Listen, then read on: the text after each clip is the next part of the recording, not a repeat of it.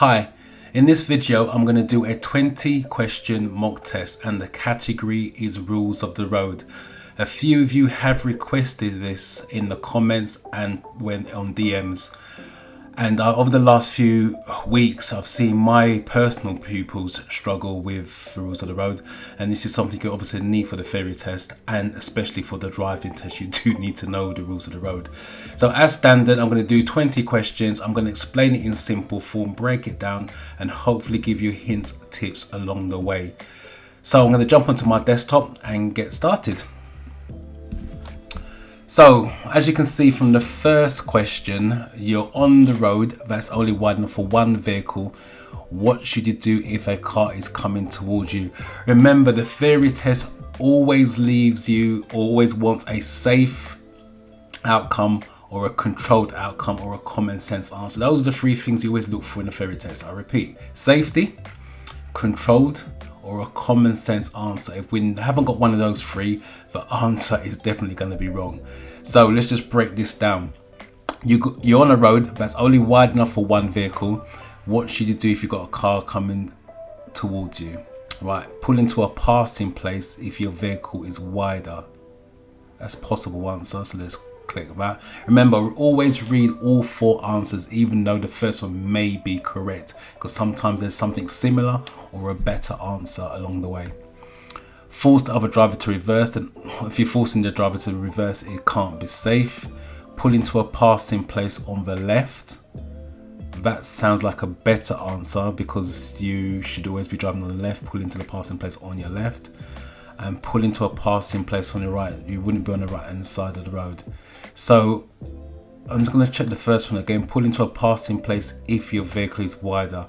If you're driving the same size car or the same car, then that doesn't solve the problem at all. So the safest option out of all four of them is pull into a passing place on the left, and that's why you always check all four answers. So moving on to number 2. Other than direction indicators, how can you give signals to other road users? Now, this question comes up quite a lot and pupils really struggle with this one. You've got 3 signals on a car. You've got a left indicator, a right indicator and brake lights. Brake lights tell the driver behind you you're slowing down. That's an indication. So I repeat, you've got left indicator, right indicator and brake lights, which tells the driver behind you are slowing down. So we're looking for something along those lines, brake lights. So by using fog lights, you shouldn't use fog lights if it's clear day, only when visibility is less than 100 meters. That can't be correct. By using interior lights, you shouldn't use interior lights while the car's in motion. By using brake lights, which we just discussed, tells the car behind you slowing down. And by using your side lights is for parking on a road of 30 miles an hour or more. Okay, so moving on to the next one. So where should you park your vehicle at night? Where should you park your vehicle at night? So again, remember, we're looking for somewhere safe, to be honest. That's going to make the hard time for a burglar to break into our car or get our stuff out, basically. So on a red route is just parking restrictions. So that's not going to be the safest place to park the car. In a well-lit area, it's a possibility. It's going to be well lit, so if they do break the window and make noise, they can be spotted from a distance as well. Near a police station. Near a police station, it may sound like the safest option, but the other thing with the theory test, you're looking for a generic answer. And what I mean by that, it's got to appeal to everybody across the board. So someone who's taken a lesson in South London, North London, Scotland, Birmingham, Manchester, not everybody can park near a police station, so that's not a generic answer. And in a quiet road is what a thief wants, really, where he's not going to be disturbed. So it's going to be in a well lit area where possible.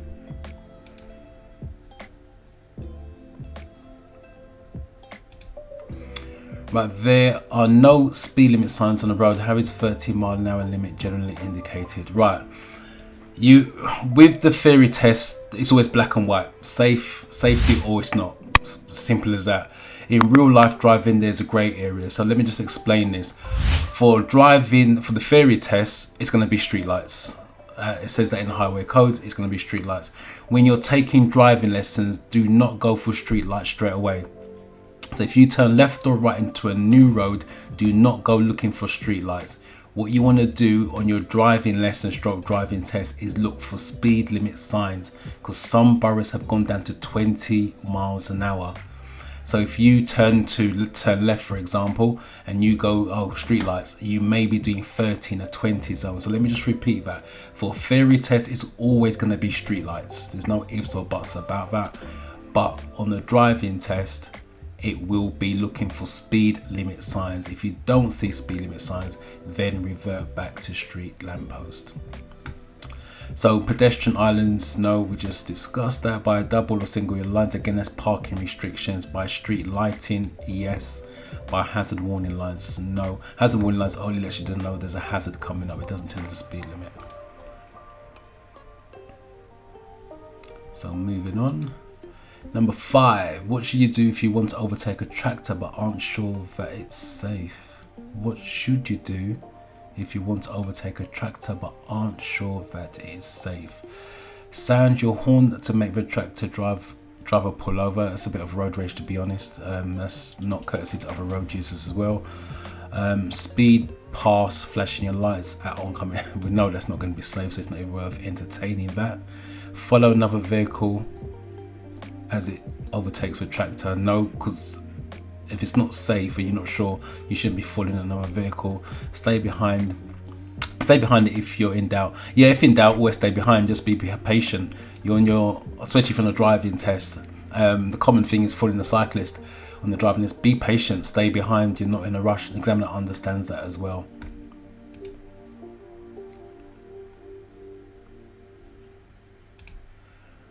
You want to turn right at a box junction. What should you do if there's oncoming traffic?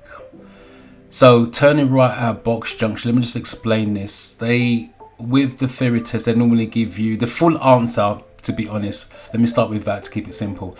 The only time you can stop in a box junction is when turning right. So you can stop in a box junction when turning right, prevented by oncoming traffic, and your exit's clear. That's the full answer, and they can use any one of those 3 parts in the box. It's 1, not oncoming traffic, prevented by oncoming traffic, and your exit's clear. So they can use any of those 3 parts. Let me just clear that up. Stop in the box because you're prevented by oncoming traffic and your exit is clear. So that's something along those lines we're looking for. Drive on, you can't turn right at box junction. We know you can. Wait before the box junction until it's clear of all traffic. You're waiting before the junction. Be careful with this, because that's where some of my pupils trip up on this. If you wait before the box junction, you're stopping well short. Remember, you can stop in the junction, just being prevented by oncoming traffic. And you got this one, wait in the box junction if your exit's clear, which we just discussed. And drive slowly into the box junction when signaled by oncoming traffic. You shouldn't be driving in the box because you've been signaled by oncoming traffic anyway. So the safest option is going to be the one we ticked.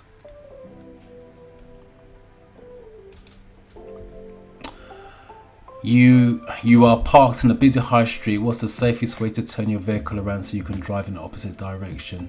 Take note, the safest way they've got there. Carry out a U-turn. It's busy. That's not going to be the safest way. Ask someone to stop the traffic. Again, you're asking someone to stop the traffic. That can't be safe in itself. Drive into a side road and reverse into a main road. You can't reverse from a side road to a main road. That's a big accident waiting to happen. Turn around in a quiet side road has got to be the safest option out of all of them.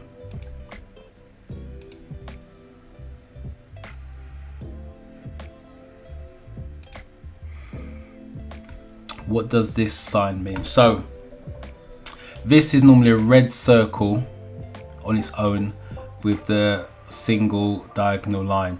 You've got the other red circle with the cross, basically, which means no stopping. So that's a parking restriction straight away. So we can look for something along those lines. It's crossed that as well. So you're looking for something along the lines it's ended, basically. End of controlled parking zone. Possible answer because we are looking for end. Free parking zone. Ends doesn't suggest it's free. No through road. I know it's not that, that's for sure. And end of traffic calming zone. Calming zone is speed humps, width restrictions and chicanes. And traffic calming zone, you should reduce your speed. So it's going to be end of controlled parking zone.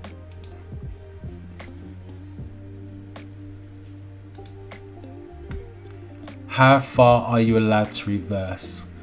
You should only reverse as far as necessary. You shouldn't go for much further than what is needed. Because remember, you are going backwards against the flow of traffic normally when you are reversing. So as far as it takes to reverse around the corner. As far as it takes to reverse around the corner. Sounds possible.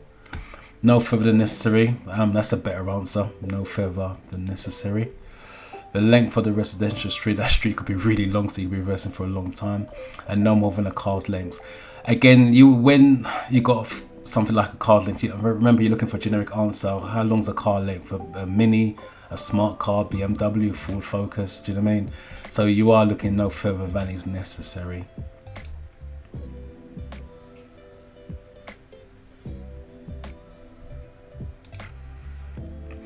You're driving on a busy main road. What should you do if you find that you're driving in the wrong direction? You're driving on a busy main road. What should you do if you find that you're driving in the wrong direction? When they've got something like you should, they're normally looking at laws or the rules really. When they've got what should you do. So something that you should do really legally in that sense.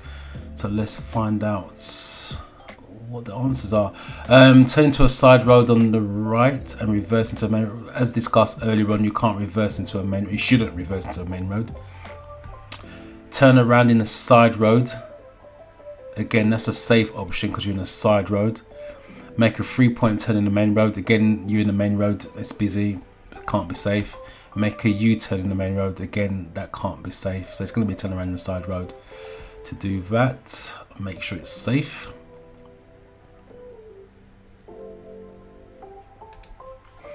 What must you, when, see, the Lexus kicking in. When must you stop your vehicle? Again, looking for a legal connotation with that. When must, what should, those type of things are sort of legal when we do this. So when must you stop your vehicle? At junction, when there are giveaway lines. Right, with giveaway lines you don't have to stop, especially if it's an open junction. You must give way to traffic on the main road, but you don't have to stop at a giveaway line at a junction. So that's not correct. At the end of a one-way street, you don't have to stop at the end of a one-way street. Again, for the same reasons they give way line. Before merging to a motorway, you don't have to stop before merging the motorway if it's clear to go, and you do that check on the slip road before you actually get to the main carriageway itself. So it's got to be left with this one just by default, because the other three doesn't really make any sense. If you're involved in an incident that causes damage or injury, if you do have an accident, you do have to stop at the scene and just check to make sure everybody's alright, or even swap details depending on how serious it is.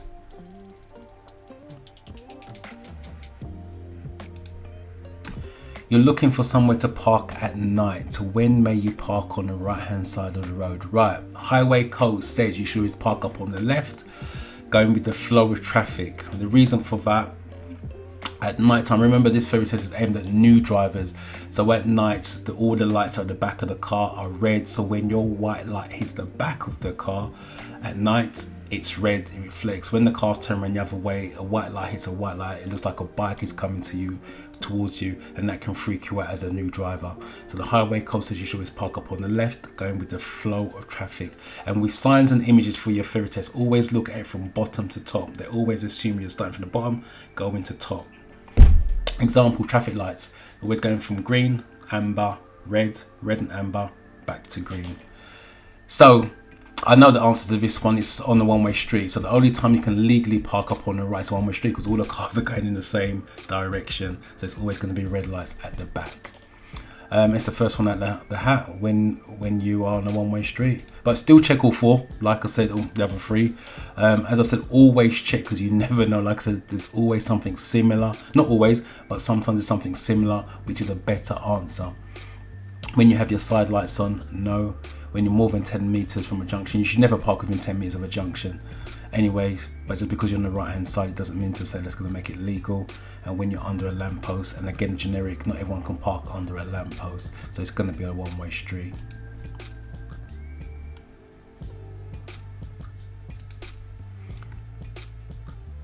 Alright, with this one getting lane, you've got 2 lanes open and the right hand lane's closed off in 100 yards. That's what that sign means. So let's now read the question and break it down. You're driving in the right hand lane of a dual carriageway. What should you do if you see a sign showing that the right hand lane is closing at 800 yards? It's going to be change lanes. What the question says, what should you do? So it's going to be change lanes. Again, you're looking for something along changing lanes safely. Yeah, be very careful. They normally give you an answer, change lanes immediately, which suggests you're going to do it straight away. It's not safe if you can do it immediately. So you're looking for the safest option out of the 4 of these. So let's just break it down. Wait and see which lane's moving faster. If the left hand lane was moving faster, you can't go from right to left straight away. So that makes no sense. Move to the left immediately. There's the answer that most of my students would go for. Move to the left immediately. Let's suggest you're doing it straight away. Remember, you're looking for something along the lines of safety. Keeping that lane until you reach the queue, which makes no sense. If you can see it, that has a perception. See early, start planning and dealing with it early. Move to the left in good time. Obviously, in good time, you've got 800 yards to play around with. That's got to be the safest option.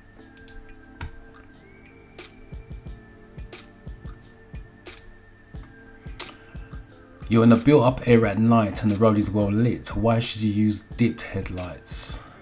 You're in a built-up area at night and the road is well lit. Why should you use dip headlights? Dip headlights is the standard lights that you drive with at night. Any other lights other than dip headlights are circumstances. I will do a video on lights. Someone did ask me about lights, headlights, full beam, fog lights and the rest of it. I will do a video, so watch this space. But yeah, dip headlights are standard lights that you drive at night. So that you can be easily seen by others. That's the reason why you turn your lights on, to see and to be seen. So I'm going to tick that for now, so that you can be easily seen by others. And then I'm going to check the others are standard, so that you can see further along the road. No, so that you can go at a much faster speed. You definitely should be faster, especially if it's at night time anyway. Just drive to the conditions. And so that you can switch to main beam quickly. No, it's not. It's you turn your lights on to see and to be seen by others, and that's your dip lights.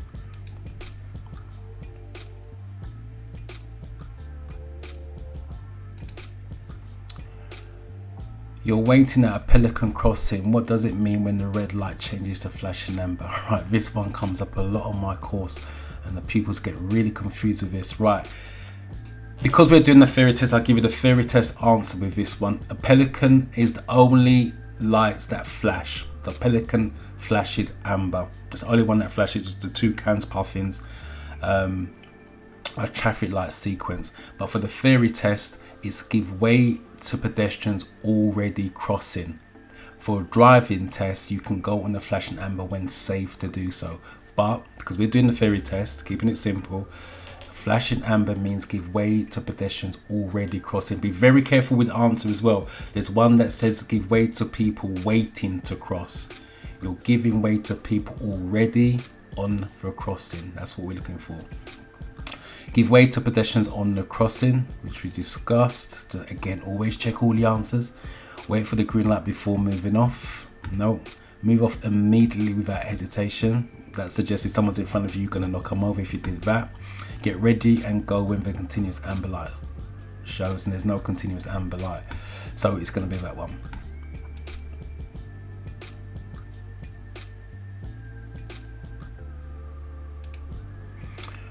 What will the speed limit usually be where you can see street lights but no speed limit signs?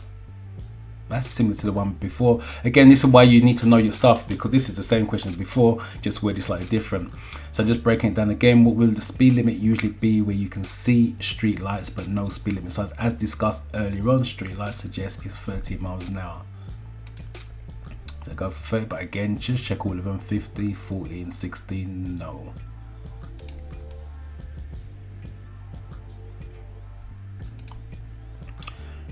Again, images, right, I've got a cycle lane that's broken and hazard lines to my right. So the question is, you are driving on a road that has a cycle lane. What does it mean if a lane is marked by a broken white line? Right, a cycle lane marked by a broken white line means you can go in there if it's unavoidable.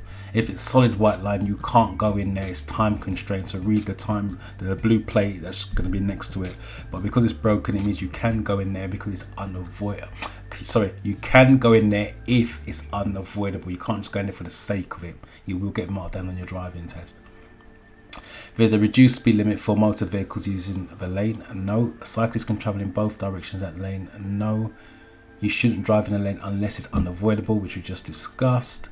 The lane must be used by motorcyclists in heavy traffic, and that's a no.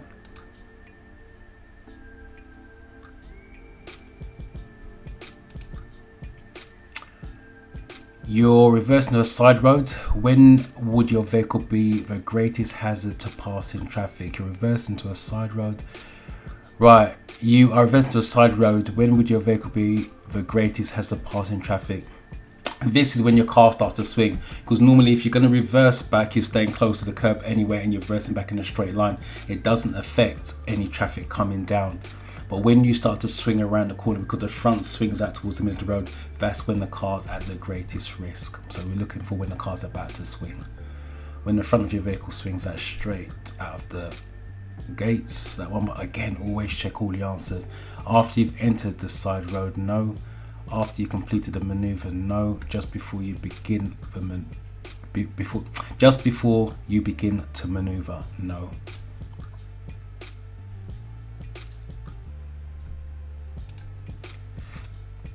Why could it be dangerous to reverse from a side road to a main road? I mentioned this earlier on, because reversing, for those of you taking driving lessons alongside your theory test, when you reverse, you should always be keeping the car slow, always clutch control, keeping it roughly at the biting point. So if you're coming from a side road slowly into a main road, possible 30 miles an hour, that's a major accident to happen. So you should always reverse from a main road into a side road. So you're going slowly. Any cars coming out of the side road or coming to the giveaway line will be driving slowly, because they should be slowing down to a stop. Which means if there's an accident, it's a slow impact rather than coming from side road into a main road when it's a massive impact. So your view will be restricted, no. Your reversing lights will be hidden, no. Your reverse sensors will beep, no. Your mirrors will need adjusting. Okay, so based on that, it's going to be this one. So your view will be restricted based on that. So let me just read the question again, breaking it down. Why could it be dangerous to reverse from a side road into a main road? Your view be restricted. Out of all of that, it's going to be that one. Now take note, I've read all of that, and because I do this every week, I just assumed it's going to be a different answer. That is the reason why you got to check all the answers. I should take my own advice, which I give out every single week. Check your answers, read the question carefully and break it down. It's simple to make mistakes, like I just almost made one there. So like I said, if I can make it, and I'm a driving instructor for 20 odd years and I do this course every week, it's quite easy for you guys to make. I know what you guys are going through, so like I said, read the questions carefully, double check it. There's nothing wrong with that.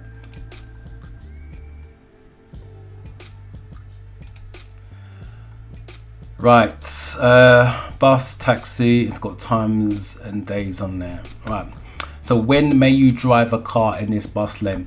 Right, the times shown is when you cannot drive in there. Right, so between 7 and 10 you cannot drive, and between 4 and 6:30 you cannot drive. So between 10 a.m.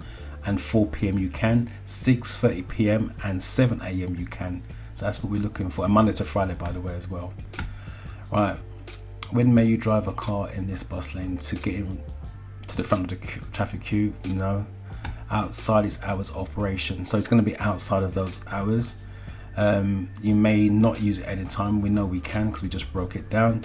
And to overtake a slow moving traffic, and you should never be overtaking a slow moving traffic by going in the bus lane, unless undertaking. Because slow moving, it means you'd be going into the bus lane, which is the left hand lane, so you're actually undertaking someone on that one, so it can't be safe whatsoever.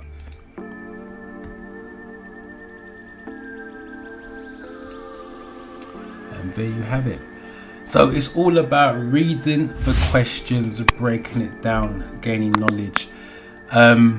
Hopefully you got some value from this. I have done another mock test on motorways as well. I suggest I will put up a link somewhere here and an end card as well. If you have struggled with any categories, please let me know in the comments and I will do a mock test breaking it down for you guys. I am here to help you, and hopefully I have. If I did, like, comment and subscribe, and I shall see you in the next video.